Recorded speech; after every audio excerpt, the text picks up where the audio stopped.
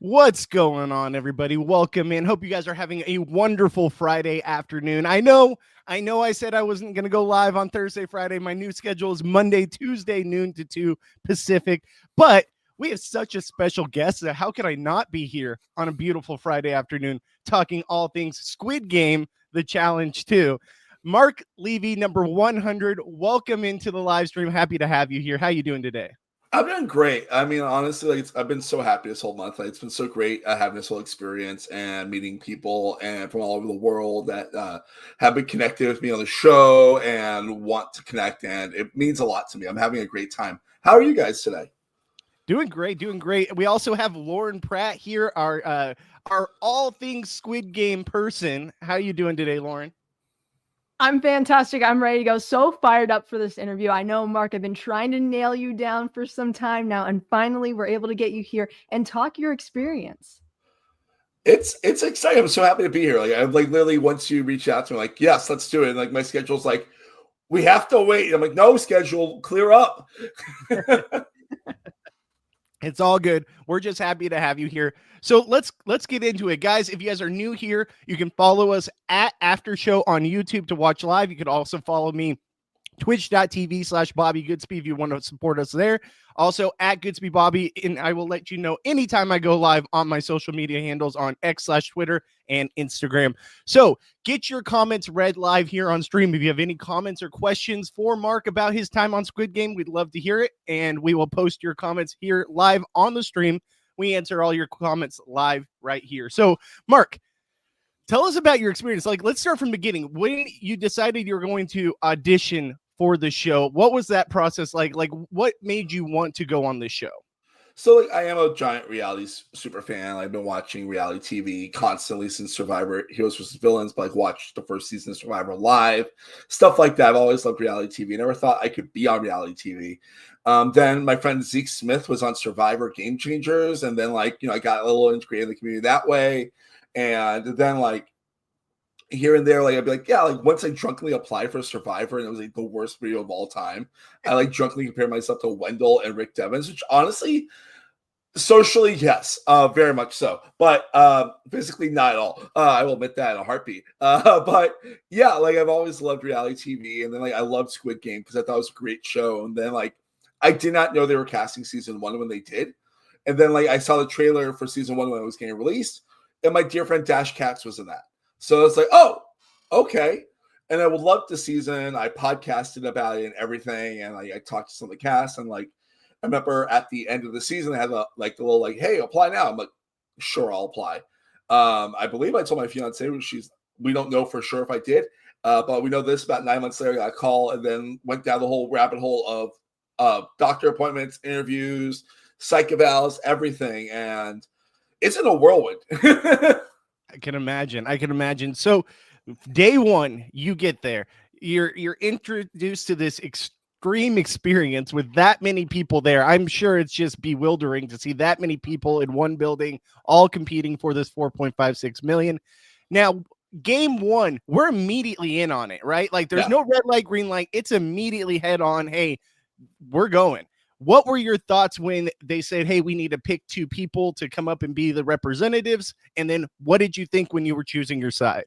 Well, okay, like that's a great question. Because like obviously, like you don't see like the amount of time that it like takes for all of us to get into that room, and we were all like confused because we all thought it was going to be a game first, and then we were all pleasantly, happily surprised that we were in the dorms, and it was like really cool because like I remember like walking in, you hear like, that big cacophony of sound because I was like about the middle of the people coming in and like just want to talk to everyone, and then you hear that siren go off after a long time I was in there, and then the front man comes out. Oh boy. And I remember like when we all lined up that the twins passed me. I was like, oh, that's cute. They look alike. Like that's like where my brain went. I'm like, those 2 little guys look alike. They're not that short. They're like 5'9", 5'10". But I'm 6'1", whatever. It doesn't matter. And I'm like, they look alike. That's cute. And then like I noticed that there were a lot of like families, like twins and stuff like that, and siblings. Like I'm sure you guys heard about that before. There was a lot. There was probably like 6 or 7 pairs of twins, and then like they were the first to go up, but there were others too. And like it's that thing of like how many families are in there? Like, am I by myself? And like, I applied by myself, but I found out quickly that my friend Manfred was playing. I found out quickly my friend Debbie was playing, and like stuff like that. Like when I got to the dorms, like, and I met people, I was like, oh my God, what are you doing here out, like not in the Northeast? But so like when I was choosing my side, blue is my favorite color. Like absolutely blue is like my favorite color. The people I was bonding with in the dorms that first day all went to X, and I'm like, I want to be with my friends. And if I, it's that thing of like, obviously we want to, like, you want to stay safe. You want to stay safe. But like, and that does like affect catch too, to a certain extent for me. But like when you feel safety with people that you've been talking to, you're going to follow them, especially that game. And like at that point, it's been like a few day trip, and I'm like, I don't want this trip to be over quick without like making a dumb mistake. So I was like, X is the way to go. X is always the way to go, apparently. Can we talk about the familiar faces? Because you mentioned you recognized people when you arrived there. Did that give you a little bit of ease saying, okay, not everyone here's a stranger? Absolutely. Like Manfred and Debbie are two people I've known for a while. Like Debbie I knew for about 3 years. I played LRG with her. We were loosely working together in that game, but like have maintained a friendship. You know how it is. Like when you loosely play someone in the game, and then like they try to, and you're like, oh, but no. And I got her out. But Manfred and I like have gotten along, know each other for like 2 years at that point. And like we literally like hang out like in the same like friend circle. So it's that thing of like, we've always want to play a game together. And then they're like, oh, wait, this is the biggest game we'll ever play. And we like quickly like at the dorms, like we are working together, but we're not like outwardly working together. So like every talk I had went back to Manfred. Like my closest allies were not his closest allies, but we were each other's closest ally. So like it was like comforting because like you obviously like when you see like all those duos and such like that, you want your own duo, you want your own like people you can actually truly trust. But like it's scary because you don't get someone like that if you apply by yourself. Right. Sorry, go ahead, Lauren. I was just going to say, you're almost at an advantage, though, if you think about it, because you're an unknown pair. All these other pairs, you know these people are twins. You know the father-daughter is there. So it does help because, as you said, I can go and speak to somebody else. Manfred can do that as well. And then you can come back together and cross paths with who said what. Yeah. And also, like, later in the game, like, not much later, we started working with Eric, player 415, who's also an LRG vet. And we all like did that whole like weird honeycomb type thing where we're the core of the alliance and there's like more alliances around. So like it was like I was always good with Manfred's people, Manfred was always good with my people, but we were always the best for each other. Gotcha. That's a great way of playing. I say that on Survivor, Big Brother. If you can have like almost a secret alliance, it's the best thing you could do for your game. Now, my question for you, my wife and I were watching this, and you said, there's a lot of pairs there. There's a, a lot of mother, sons, father, father, daughters. There was like a row crew at what I think also I saw like on like the TV Guide article. There was like a 5-person row crew. Really? Like, yeah. I'm like, that's cool. So was there any husband or wives there? Because that's the one thing we haven't seen on the show. I think there was, but they were on O, if I'm not mistaken. Gotcha. Because I remember I saw like there was a really cool TV Guide article that was like there were 2 articles, like one like these like the 40 people you want to follow, and that's where I was. It's just really cool. And then there was like the article. It was like these are pairs in the game. Like my friend Claire and her sister Erin were like an unknown-ish pair. They're not like they were like Pearl and Jeffrey, where the numbers were not next to each other, and they don't look alike necessarily.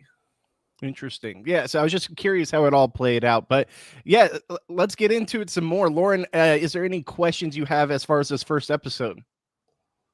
Well, it really comes down to this. So you get into the room, they explain to you how the challenge is going to play out. What's running through your mind? Did you ever for a second think, do I need to make my opinion heard here? Or I'm just going to let people do it and have fate be in their hands. And I'm going to just sit, relax, and hope so that we get through. This is actually one of the things that was my initial strategy in the game was to lay low and make friends. And then like once I got to got my number and it was number 100, as you see right there, I was like, crap, I'm going to have to be like the full on mark. And so there was no way to lay low when your number is that memorable. So I knew that I had to like my goal was to like just make friends and like be good and experience it all. Now, when I got into that room, what you don't see is that we were pure chaos until like the count start, basically. Like there was a lot of yelling over each other, and like, are you guys kidding me? Like we like traveled this far, we gave up so much time, so much energy just to yell at each other and try to make one big moment on TV. Why go for one moment? Go for like a whole season of moments, right? And like I remember there was this guy, Simon, who's like a garden keeper in England. He just started screaming at us to like shut up. And then Jonty screamed at us, like what you see in the episode. Like we were like chaos. Like, and like, because like everyone had an idea. There was like 10 different people with ideas, which if you see like our count structure, we had 3 guys, I believe, playing fake music, and we had 3 counters. And then we had Jacob in the middle, like just staring at them ready to. And like, I cannot tell you the amount of fear I had in my heart. Right when like 3, 2, 1, go. And then like the room just got silent. Yeah. And like all of us are like praying or like just like zenning out. Like I'm not the most religious person. I'm very spiritual. So I was just like, I'm just to try and take this all in and send positive light towards people. And I remember like looking over and saw like Kurt and Zoe praying, and like it was like the longest like 7.5 minutes of my entire life. Like just like while watching like actually very talented musicians like be like I have no rhythms, I can't do it correctly, but I'm just there like, I hope this is correct. I hope this is going well. And then like when we heard that we were off by 2 seconds, which is the thing we did here in the room, I was like, that's probably us. That's probably us, because it felt pretty close to like 1 second apiece. Yeah.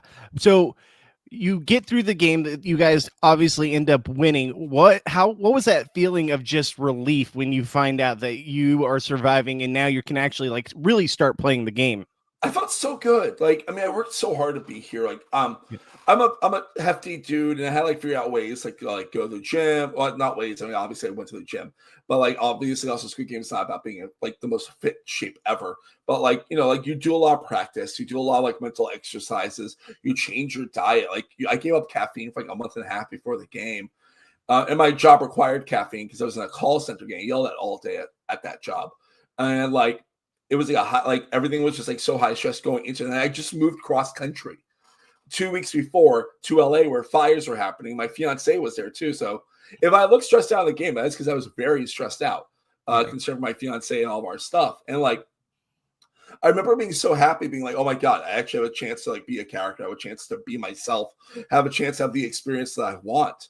And I remember like looking over because shortly after our celebration, I saw Jacob go like to a corner. And he looked really sad. I sat down and I'm like, hey, dude, your brother is going to be really happy for you. I hope that this is good. I hope you have a good experience. If you need anything, I'm here for you. And I hope that you're okay. And he was like, thank you. And then we started like bonding about movies and such like that, like and talking a little bit. And then other people came up also, like, and it got like a little like very saturated, but just okay. But I know I was one of the first people over there to make sure he was okay. Because like I can't even imagine how hard that must have been for him. And like it was weird because like once you realize there's half is eliminated, there's like people I met briefly in that time in the dorm. Like I met that girl who was like in Below Deck and like bonded with her. And I don't watch Below Deck. I'm like, that's a cool looking person. I'm gonna talk to them. And like there was a guy that looked like Daryl Sabaro with tattoos. Like like it was like a whole bunch of like really cool looking people. And I'm like, that's so sad. Like I felt so bad. But also like I have the opportunity, so I'm gonna do the best I can with it. So I want to touch on, because obviously the twin brother comes back, is back in the game, is competing for this amount of money. They have to eliminate 3 people. And we just see you bonding with the one twin, being like, it's okay, I'm here. And they're thinking about eliminating you. Well, I mean, you don't see me in the show bonding with them like that, like because like you don't see me interact with them really. Right, but you are bonding with them, and they're thinking about eliminating you after that. Yeah, I mean, like I can't imagine like how hard it must have been for them to like figure out, because like that's a hard thing. That's hard. That's really hard. Like I'm really happy they both got. I'm more happy that they didn't eliminate me, because like they actually did become really good allies of mine in the game. Like we talked every day about Marvel movies. Like I'm a big Star Wars fan, but that's actually a bigger thing for my fiance than me. Like I like Star Wars, and she loves Star Wars. And you know how it is. Like the wedding, you want to make sure the wife has like the experience that she wants the most, because she's been dreaming about this forever. I just want to have a happy life and a happy wife, you know? And I'm like, yeah, of course, it'll be like nerdy stuff for me too, because I'm a big Back to the Future kid. That's like my biggest noonery. Like I have so much Back to the Future stuff, like, and it's so weird, like, because like I like taught like when like I remember like distinctly like both conversations with like Jacob and then Jacob Raoul, and like he was like, so what do you do with the money? And like, and that's like when like I brought up like Star Wars. So I was like, yeah, obviously a dream would be to have like the most badass wedding of all time. Like I'm not gonna spend $4.56 million on that idiot. But like also like I'm an only child who's a broke person and has been like my whole life. And my parents are middle class and they've helped me way more than they ever should. And like one of my goals in life was to like not need any assistance from them after a certain point. It still hasn't happened yet, unfortunately.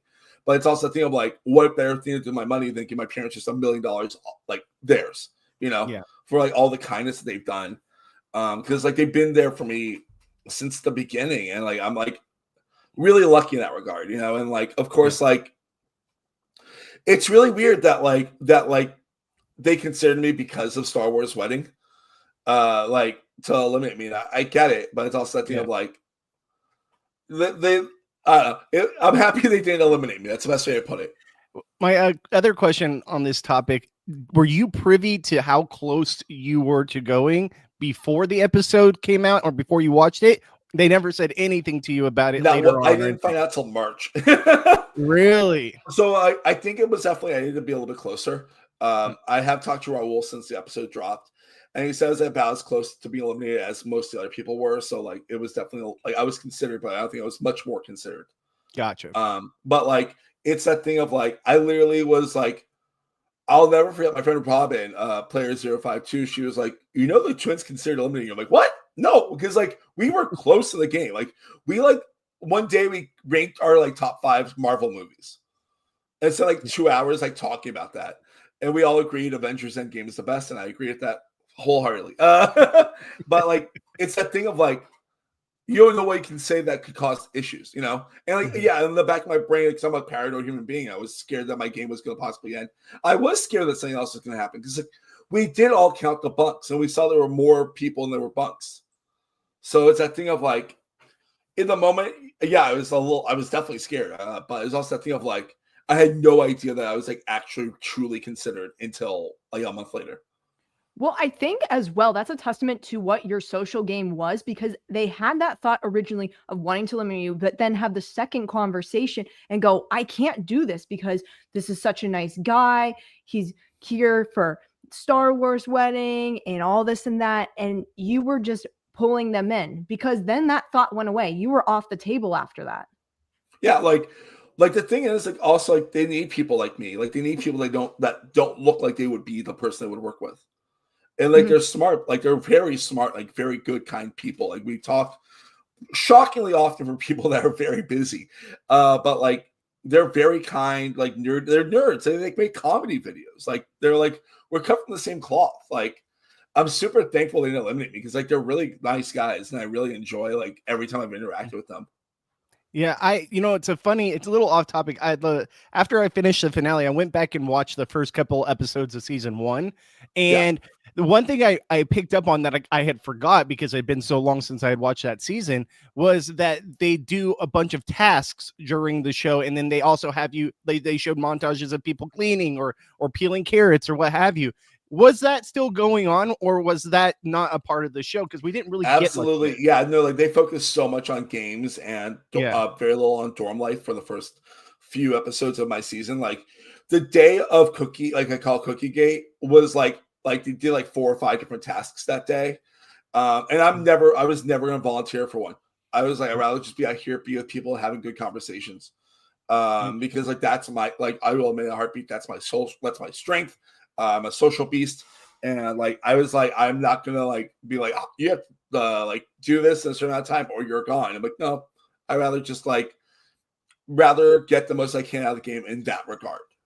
Yeah, was it ever random for the chores though? I know you said people volunteer, but did they ever say, okay, this number person, that number person have to go do a chore, or it's just not while I was there. I mean, I can only see that like when I was there, but it was like, hey, we need 3 people to go to the chore room, or we need 3 people to like clean the bathroom, and like they were literally just cleaning the bathroom. I'm like, that's not fun. No, not at all. So why would you volunteer for that? Did they? No, I was like, I'd rather just be out here and talk about like theater with Dimitri. Yeah, I'd rather like be out here like bonding with Claire about how shitty the food is. Like Yeah. I don't know, like I'd rather just like make dumb jokes and like have a good time with people. Like I love, like, that's like the thing about the show you don't see, like you don't think about till you're there. Like you're stripped away of everything. You're just like yourself. Like with a green tracksuit, you're just like, you're blend in. You're like, who can I talk to? Like there was a day when, like, the day that I bonded with like Jeffrey and Perlo was like, we were waiting in, like, we were just like talking about movies, like for like 3 hours, like just about movies, like art house movies. And I'm like, this guy's cool. And he's like, this guy's cool. Like, it's just like that awesome thing. Like, you know, there's people like I would never talk to, like for a couple of different reasons. I'm not going to go into them, but like, you know, like you like judge people because like, that's what we do. Like there's some people like, I don't want to talk to you. They scare me or whatever. And like, I talked to everyone I could, and I learned about these people like in a real way. And I love that. Like, that's the thing. Like, I hate getting like a weird political soapbox here, but like that's the thing. Like I feel like we all like we don't talk to certain people because of whatever reason, and then like you like can't have an experience with these people and hopefully have a good experience. Yeah. One other thing I want to ask just about the tasks real quick. Yeah. Was there anything because we got a little bit with like the vending machine and all that, nothing like huge. There was a few moments, but was there anything that happened during a task that wasn't shown on the show that actually played a big part of the season?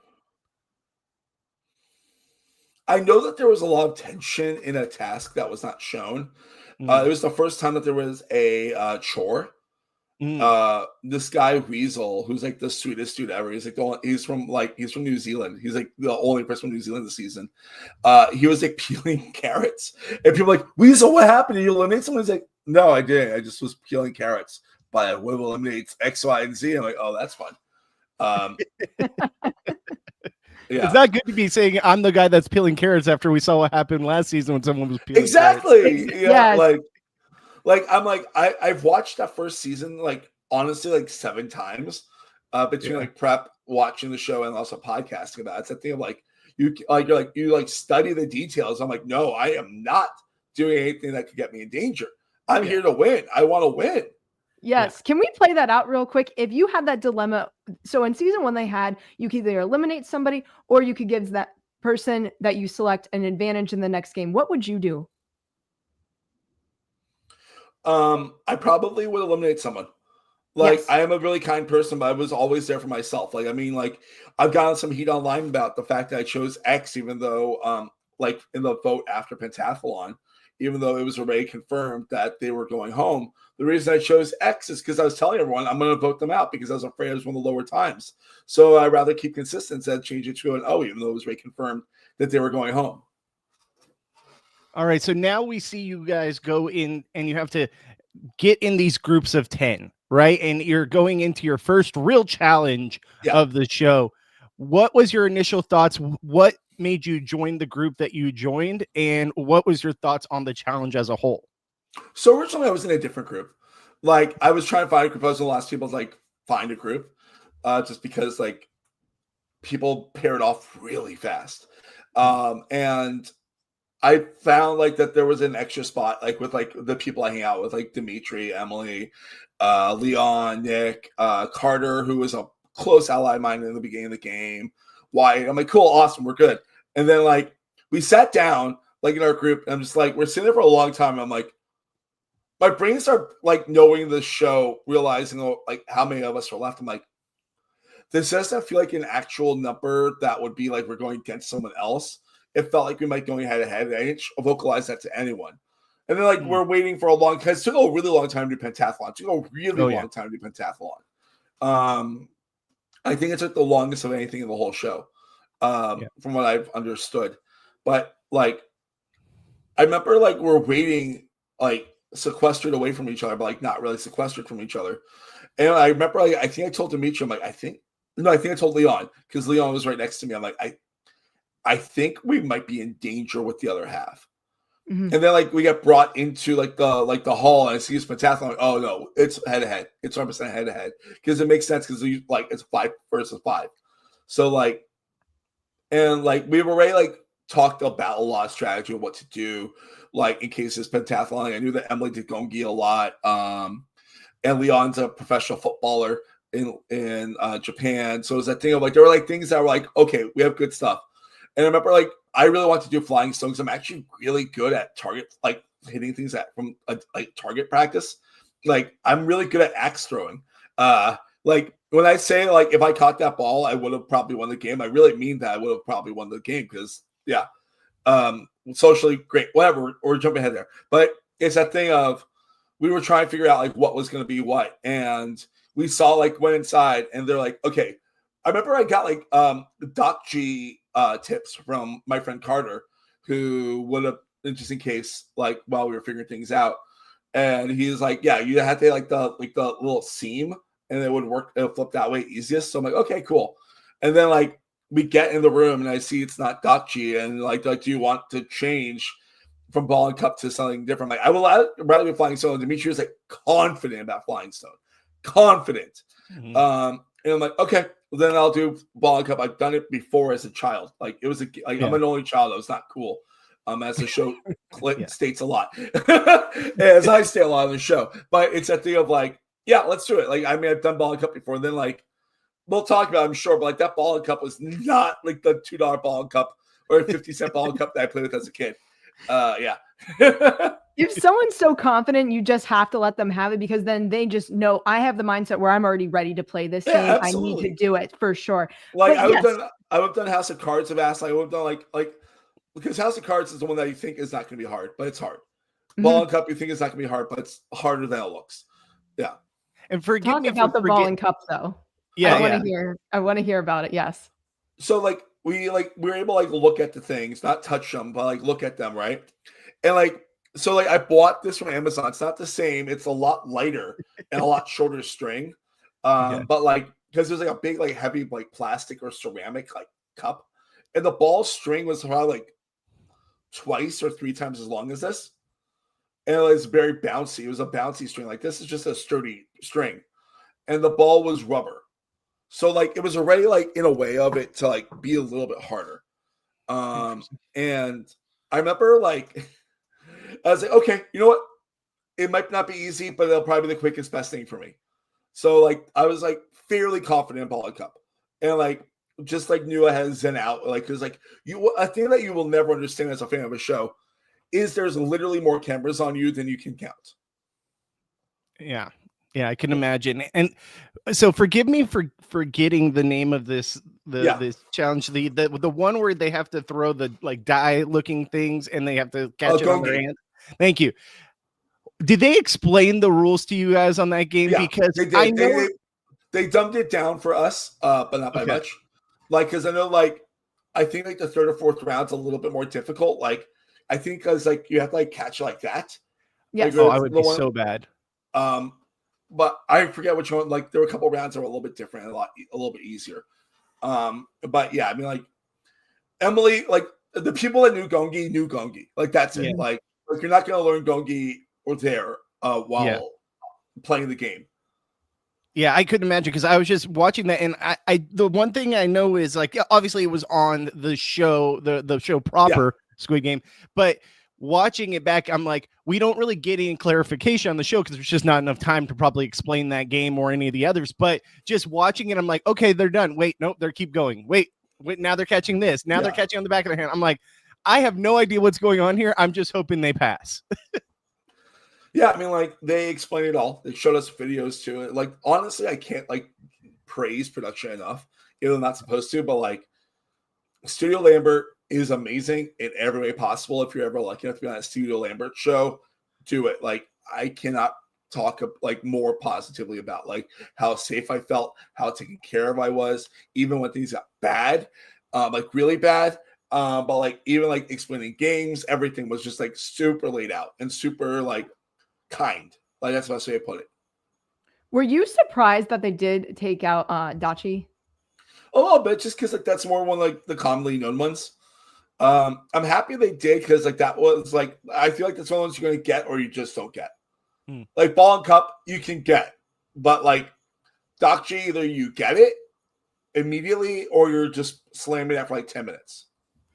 Yeah, I'm just surprised they did take it out because it was in season 1, so people have seen it done before. Because I figured Ganji was going to be the one definitely eliminated because when you see it in the drama, it is so difficult to do. Yeah, and like I also remember like I was actually shocked that the top was taken out because I'm like, that's one of the ones I would felt comfortable with too. Because like you just have to wrap it tight and make sure it's good. And like it's more about like breath control than anything like that. Like, is it like focus in on it, right? So you just have to make sure it's all wrapped tight and smart, and then like hold on to it, right? And then just bling. Like I've done that 100 times, like in my prep, because I remember like you're able to buy like kits online of like the pentathlon games, and the one I remember I was able to do the top super easily. So we get then to basically what they kind of expressed to us, which was the most difficult part of it, the House of Cards. We hear it throughout the episode. The House of Cards is the hardest one. And you get that poor woman who's just crumbling the cards. If you haven't seen it, go check out Kelly Whitworth's like video on that. So it's so funny. Also, Grace's like sense of humor about the whole thing is amazing too. Like I can't imagine having that like be like my 15 minutes of fame. It's just like me like choking on a card. Yeah. Lord, you had an interview with her, right? I'm getting her on. She has agreed to come on. We're trying. She's amazing. I love her so much. She's such a great, kind human being. So you get through the challenge. Obviously, it's intense. You guys are able to make it. Then at the end of the everyone going, you have one group left. They get to show you the challenge happening on the screen. What was the tension like watching that? Well, can I tell you about like how insane my game was? Because like you only see like my thing, and then you see me like tell Nick like a strategy for House of Cards. Like it's like it was like by the time like it took me like 8 minutes to get that ball in the cup. It took me a long time. Like I was very scared. Like once you survive, that's the reason why I was like X like for voting out. But like I remember like I tried every technique ever, and I keep hearing them go 1, 2, 1, 2. I'm like, oh my god. And then Dimitri like missed the flying stone like 3 times. And when I say missed, it was like close. He missed it like by 40 feet. Oh, wow. So we have to like walk to the wall basically to get it and come back. And then Emily did the gongi like in a very good amount of time. I remember like by the time like by this point I was able to like communicate again instead of just be a body that can walk 1, 2, 1, 2. And I remember I was like, okay. Nick was like, he was like, I saw this thing shaking. I'm like, just breathe. You have all the time in the world. We're caught up. You got this. Like you actually hear me in the episode be like, breathe. Like you got this. And then like he got it again 2 tries while they were still on it because they were on House of Cards by the time we were at Flying Stone. Oh wow! Like we were dead. I was like packed. I was ready to come back to the States. I was like, unfortunately, okay, cool. I lost the game. And I remember like we passed House of Cards. And then we get to Jeggy, and Leon, like, I shit you not, goes 1, 2, 3 like that. It was so fast, the guard didn't even realize it. That was like the easiest one by far, too. Like, if you ever had that. I would have been terrible at that. I'm like, not a kicker. I would have got 1 or 2, and then like the 3 is like the heart. Like it would be like such like all cute kicks. I don't kick cute.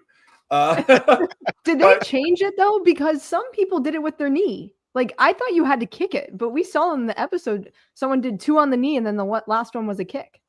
Maybe it was bounces. I'm not sure. Okay. But regardless, like, I mean, good for them, right? Like, yeah. I remember, so we got back in the dorms, and I remember, like, I felt so good. I remember, like, I reconnected with August, and, like this is, like, a moment I'm mad it's not on the show, because me and August, like, we talked a lot. We bonded so much. And I remember I'm talking to him like, you're like my little brother I never had. And I remember like every camera turned on me while all that was happening. And we're having this like very sincere conversation. And like, it felt so nice like to like realize like I have like a person that's basically family that I never met until like went on the show. And like while this all happening, of course, like Kurt's like asking everyone like, has anyone seen Zoe? Has anyone plays against Zoe? And like, that's what he gives me like, I hope she's here. She's going to come back. I see her coming back and everything like that. And I'll never forget, like, almost every group's back. And Kurt's, like, crying. Like, Kurt was, like, in a really bad spot. And then the camera turns, like, the TV turns on. And, like, they showed us that video. And we're like, what is happening? Like, how are they, like, what are they doing? Like, how, like, what? And then, like, yeah. And then, like, Zoe ran in. It was, like, one of those beautiful things I've ever seen in my entire life. Yeah, that's awesome. That's awesome. And so that basically right there got us through the first episode. Lauren, what is your initial thoughts on episode 2? What do you want to start with?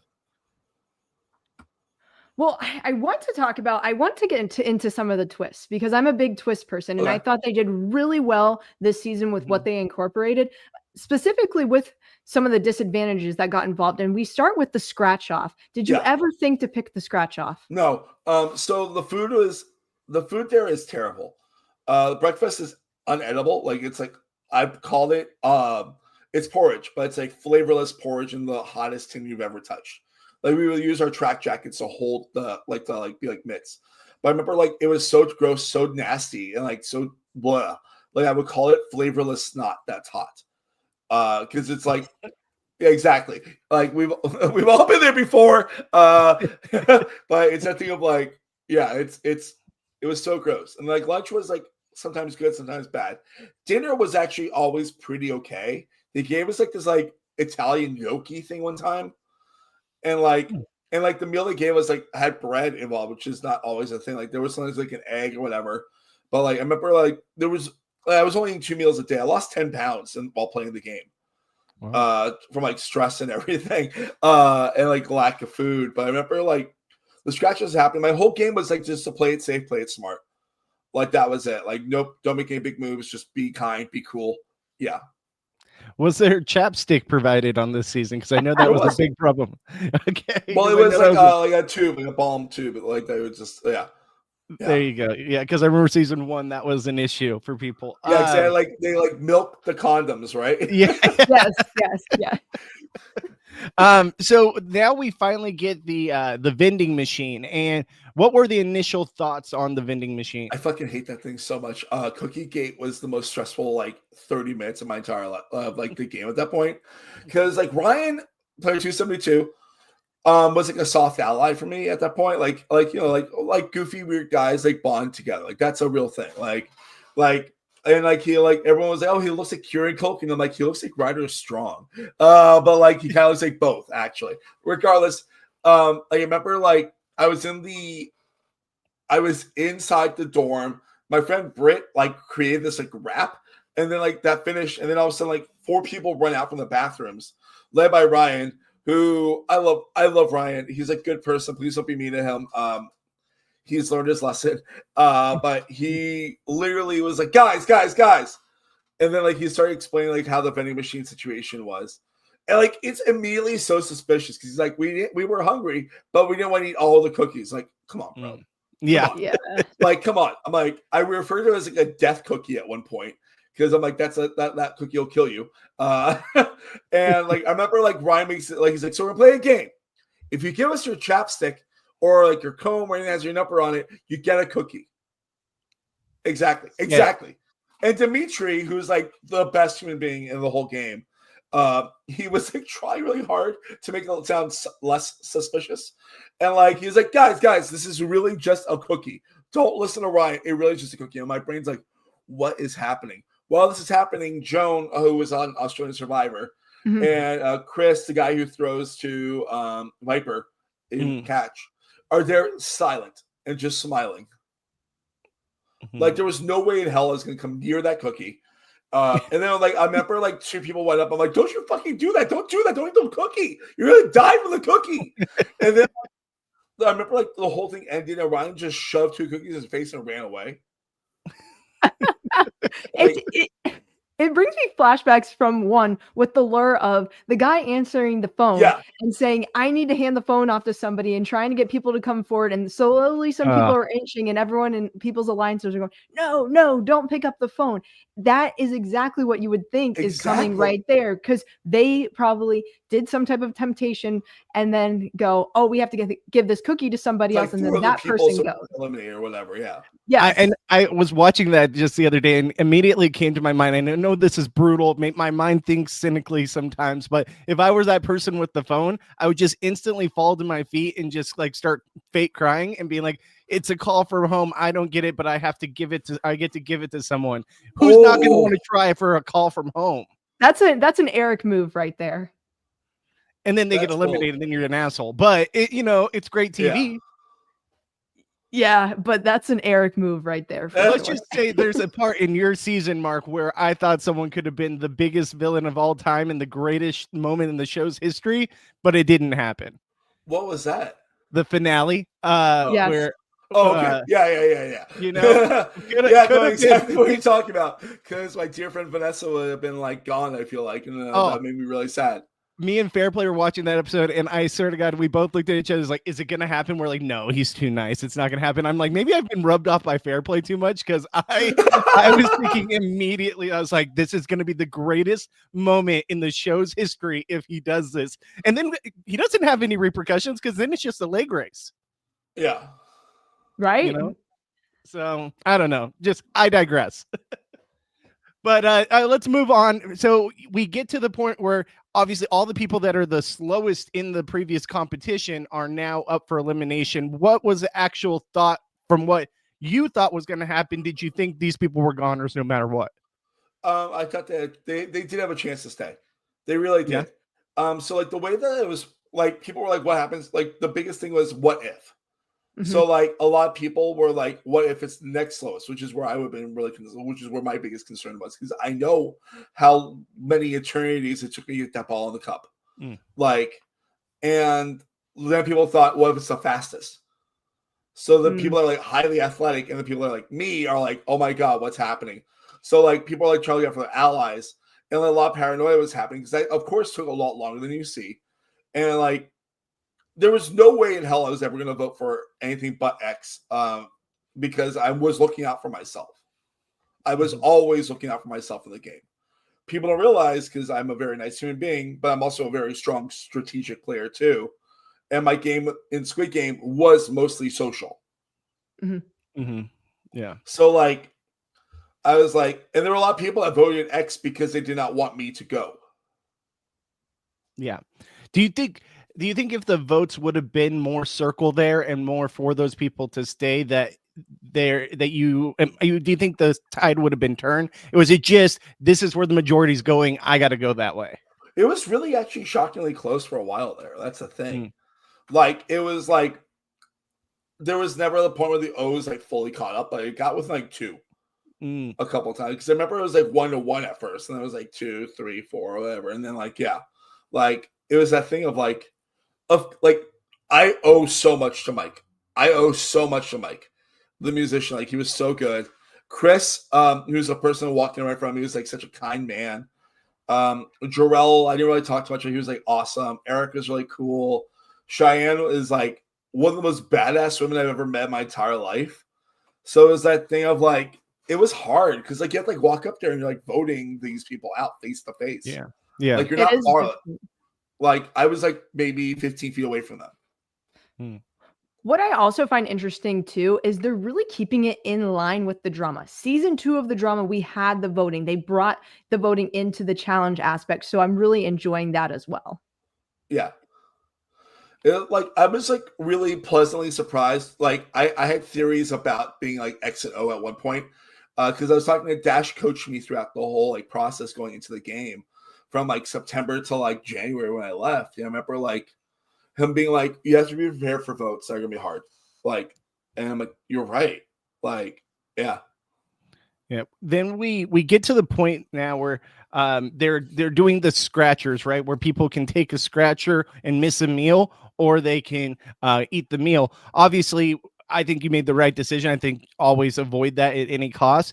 But we did see 2 people got a disadvantage in the game, and we see it come to fruition. I don't want to yada the other ones, but those were the 2 most important things from what happened there. What were your guys' thoughts when that happened? So one of those is like one of my closest allies in the game. Sam 352. Like you see me hug her a couple times in the show. She was like one of my pillar people in the game. And I think it's like really important for you to have like pillar people. Like a pillar person is someone that like this keeps you sane. This is the person that is like might not be your number one ally, but is very much like a good grounding force for you. We both like were very excited to be there, both had similar reasons to play, both giant nerds, like, and we like literally spent every day, like we like would have one good long talk every day about our day, what we're excited about, what we're hopeful for, what we're thankful for, stuff like that. So like to see her like sit down, like be like zen about it and everything like that, I was so scared. Like when she got a disadvantage, I was like, oh crap. Like the person that like one of the people I'm closest in this game is not coming back, and I'm probably coming back next. And then like I remember like August was like about to like go in the scratchers, and he ended up getting food. And then Peter's the only guy at disadvantage. I was fine with that. So we then get to the game, and you guys go in there. You see that there's all these dots on the ground. You have to make these teams. Mhm. Then this is probably, obviously, the biggest moment on the show for you, this entire game. Just walk us through everything from start to finish, if you can. Like, what were your thoughts about the game? What did you want to do if you had a say in where you were going to be placed? What have you? This is obviously one of the hardest things for me to ever think about, because I went through years of therapy to get over the insane bullying I got in elementary school for being the weird broke kid at a really rich Jewish day school. Everyone would have the $300 Nikes, and I have the $80 Nikes. I'm not saying I was poor or anything like that, but I was the poor kid in that standard. And we walk into the set, and the set is really big, as you can kind of tell. To give you an idea about how far back it was, I was probably about 40 feet from that dot. It looks a little bit closer, but it was definitely 40-ish feet. I'd say the longest row probably about a little over 100. That's what I gathered. But we walk in, the set's hot, and it's got that exact same paint as my elementary school gym, where literally I was bullied for being weak, for being ugly, for being nerdy, for being the awkward kid, for being everything that I could ever imagine. And I was okay. And we're trying to figure out what the actual game could be. Because you just see dots. And you see a basketball hoop and ladders. And we're it's because we saw on the tiles, shoots and ladders. We saw something that was clearly that in the dorm. So we're maybe this is it. A weird play on it. And we're have no idea what's happening. And then we hear a catch. And I'm okay. And then they explain it, and I'm okay, that's not terribly hard. I could do this. And I was as long as I'm in a spot from 6 to 9 dots back, and I believe I was the 9th dot back, if I'm not mistaken. I'm because we also didn't know what size ball it was going to be. We didn't know anything. We just knew we thought maybe it'd be a marble for the first few rounds. And then we thought it'd be a giant beach ball by the end, stuff like that. We didn't know it was gonna be 16 tennis balls. And like I said, I would have been moderately confident from where I was if what happened didn't happen. It's so I hate saying this because I feel like a jerk when I'm I was bullied, but I mean I was bullied. That's it. I was actually bullied on international television, and it sucks. I know what the strategy Ryan was trying to do is probably similar to what Viper's strategy was, of have people that are placed around that you might not want to throw to. Now the way Ryan went about it is not the best way. And I remember distinctly before you see anything, Mackenzie goes, I can look weak. I can look weak, I can look sad, I can look frail. And then the strategy talk continues. And then Ryan's bouncing off that idea. What if we have a whole bunch of people that look weak and etc. Like you would not want to throw it to? Again, not the worst strategy if he leaves it that way. But then with the combination of the room we were in, the circumstances and everything, and having him talk to me like that, it was so distinctly bullying that my brain just shut down in a way that I reverted basically back to my 12-year-old self. And as I said before, I'm not going to go too much details about this. Seal Lambert's amazing. They took care of me in that moment to get me to a spot where I could actually breathe. That's the best way to put it.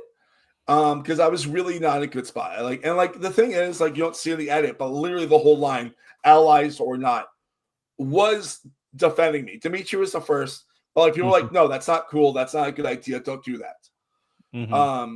And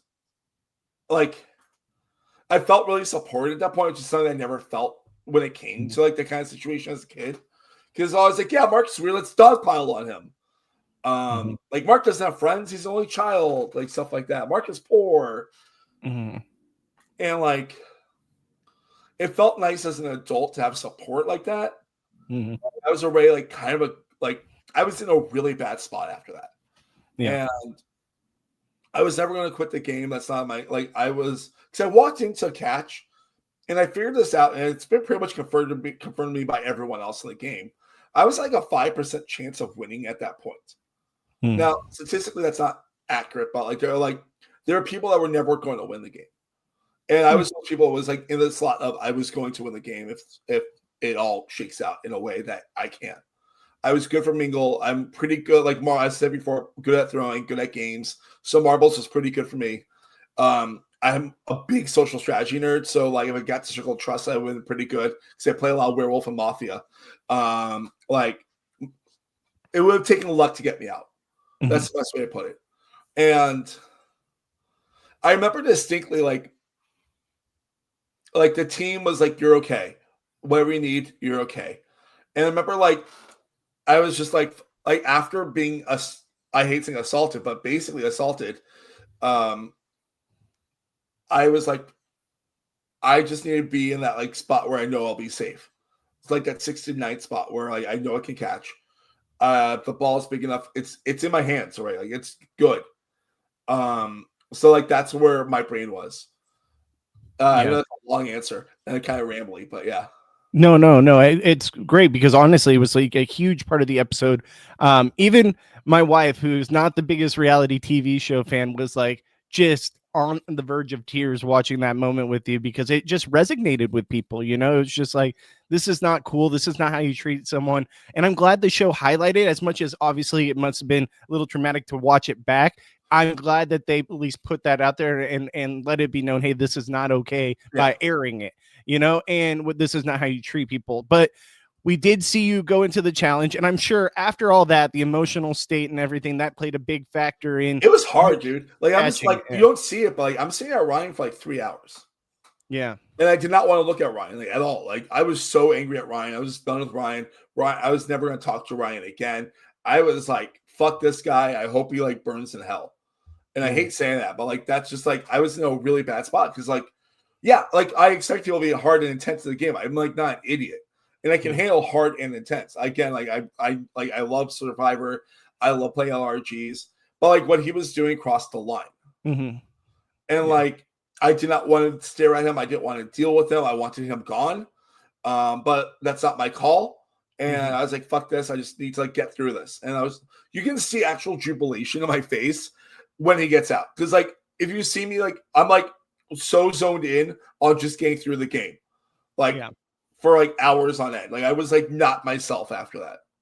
Yeah. Lauren, I know you've got to get out of here soon. So I want to get to the actual catch of it. And watching that moment where they really played up the moment of you know, setting up, talking to yourself, you know, hyping yourself up for the catch. It was so much of my wife stood up, was like cheering, was like, he's gonna do it, he's gonna do it. Like it's the suspense. And in my head, I'm like, oh, they're doing this because it's not gonna happen, is it? It's gonna drop. I was like, please don't do this to Mark, not after all this. And then we see the drop happen. What was going on in your head when that happened? I really had full confidence in myself at that moment. Like I know you talked to Julie about that, Lauren. Like when you talked to her, like I actually really was really confident in myself. Like I was like bouncing back to myself. Like you hear my laughter and stuff like that. And like I was like, okay, Ryan's gone. I don't have to worry about him. It's just me and Julie. I love Julie. I got this. We got this. As they'll make the joke, like tell us, like, oh, I 100% got this. I mean, I really did believe that. And I remember like once it was like locked in, all I saw was like a black tunnel. Julie, ball, myself, nothing else. It was the quietest room I've ever been in my entire life. And I'll never forget the ball leaving her hands, flying like that 40 feet or so in the air. And I remember like approaching my hands and it just bounces off my fingertips. And like the thing is, my brain, where I was at mentally, I could not take a step forward. I was like so like locked in and like trying hard not to like break down even worse. Like if I took one step forward, we both would have been in this game. This would not be a crux of our conversation. But like, I felt like, so I remember like once the ball bounces, I saw it hit the ground, and then like everything went back to color. And I was like, I did not think about my fiance, I didn't think about my family or anything. I just thought about Julie. And I ran straight to Julie and I apologized immediately to her as much as I could. And I was so scared that she like hated me after everything. Because like Julie's so cool. Like I love Julie.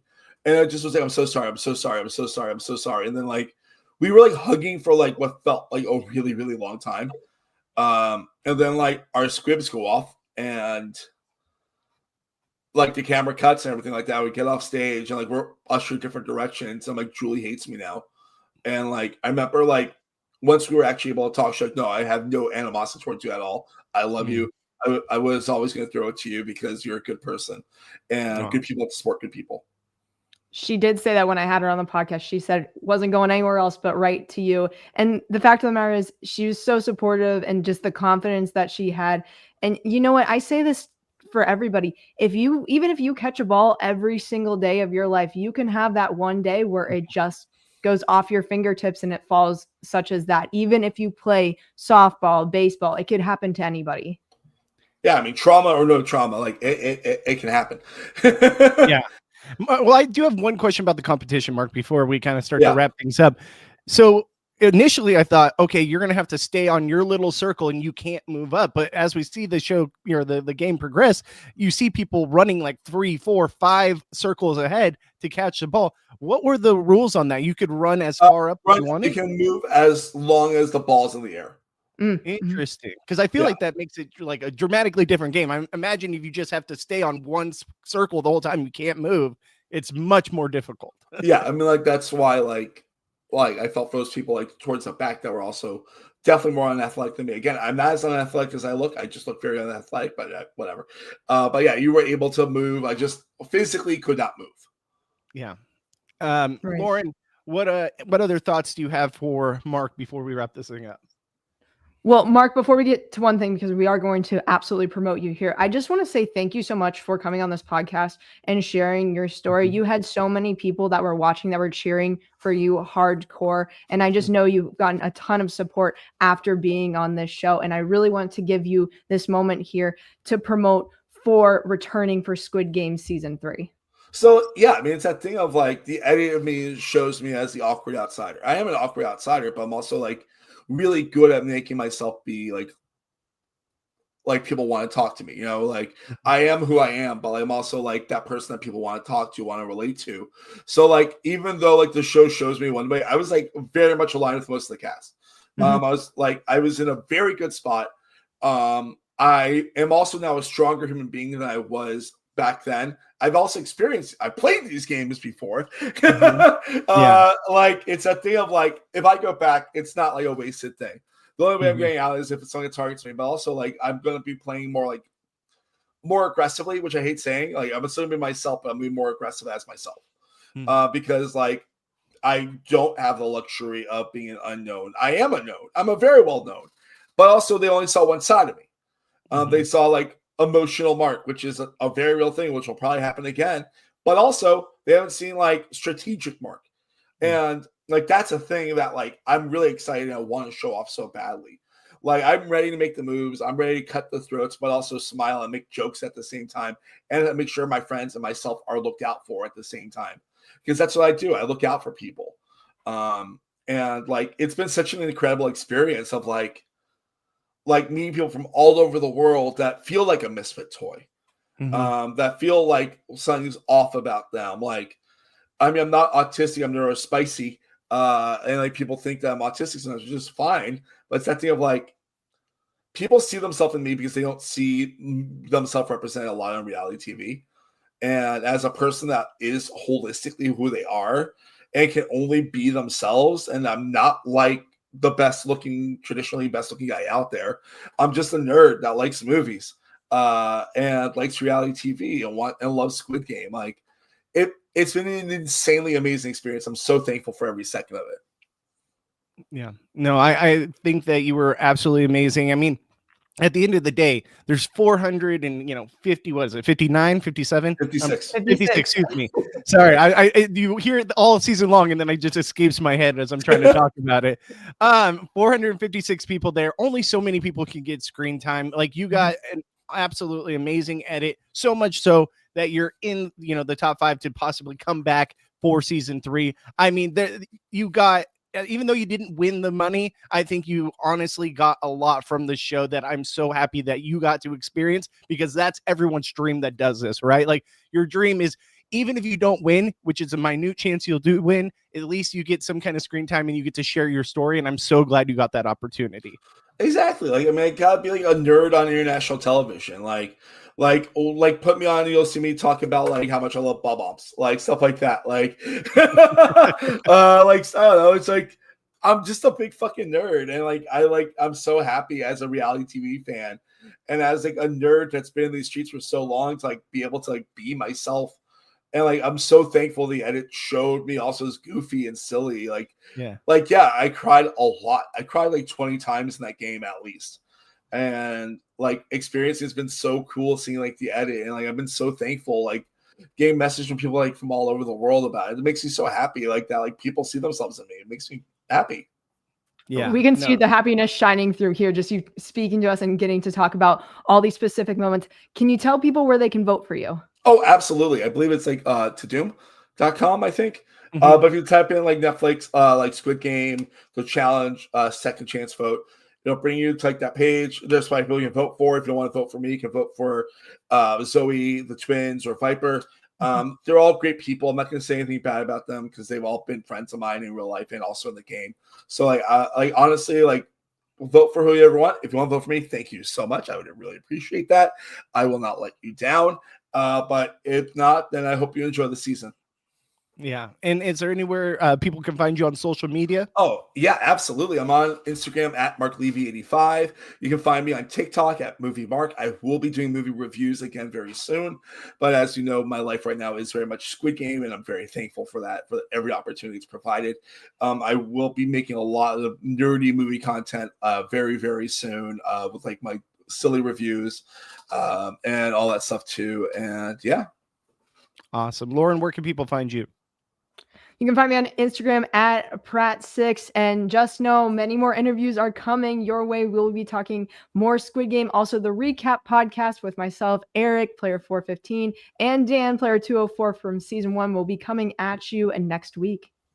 Yes, and hopefully we can try to get some mini reunion going with a bunch of people from the cast. We would love to have that be a possibility since we don't really get a little, bow tie on the end of the season. It's just kind of yada yada. We'd love to have everyone's thoughts in one place. So it'd be a lot of fun. We'll see if we can work on that. You guys can follow me at GoodsbyBobby on Twitter/X and Instagram. I go live every Monday, Tuesday, noon Pacific to 2 p.m. Pacific right here at After Show on YouTube or twitch.tv/Bobby Goodsby. Thank you guys again for coming here. Mark, thank you so much. Look forward to more of you in the future, hopefully in the immediate future, because my votes did go your way. So I'm hoping that it works out. So with that being said, we will see you guys in the next one. Bye, guys.